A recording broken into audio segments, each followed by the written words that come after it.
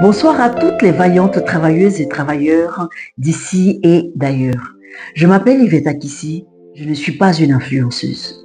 Je vous rejoins dans la chaleur de la nuit pour parler de harcèlement moral et de mal-être au travail qui aboutissent aux maladies mentales. À ma chère regrettée Ablon, jeune cadre dynamique et ambitieuse, pleine de vie, fauchée dans le bel âge à 48 ans par une dépression sévère ayant abouti au suicide. Paix à son âme. Le travail, quel que soit l'endroit du globe où l'on se trouve, reste le seul moyen de subsistance pour l'homme. Pourquoi alors le lieu du travail doit-il représenter pour de plus en plus de personnes un espace anxiogène ou de déchéance psychologique et psychiatrique? Nombreuses sont les personnes en détresse pour lesquelles l'entourage au travail ne remarque rien par ignorance des symptômes, par la méconnaissance même de la pathologie psychique, souvent par l'indifférence. Tout part pourtant de frustration, d'incompréhension ou de manque d'intérêt porté à son collègue ou à son collaborateur au travail.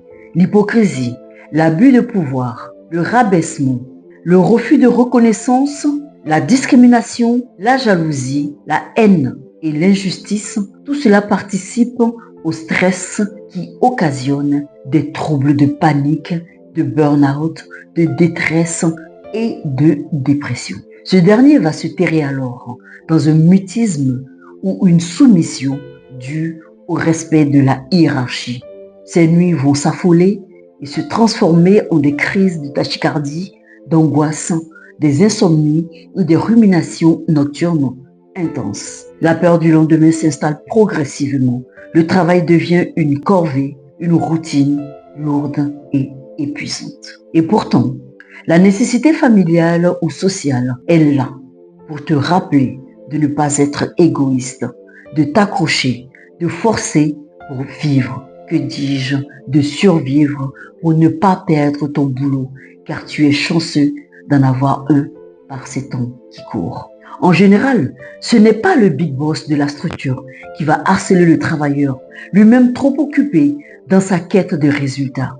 Il se trouvera sur le chemin un parvenu qui a obtenu un poste important par complaisance ou par copinage, qui va mal cacher son incompétence et instaurer un climat d'incompréhension, de conduite vexatoire, de doute et de terreur. Le règne des incompétents est ainsi établi. Ce sont ces incompétents méchants et cruels qui n'ont que faire du mal qu'ils peuvent faire subir aux autres.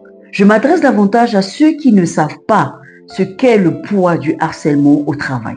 L'idée est de se mettre un instant dans la peau de ces personnes qui souffrent. Faisons en sorte de ne jamais être le bourreau de notre entourage.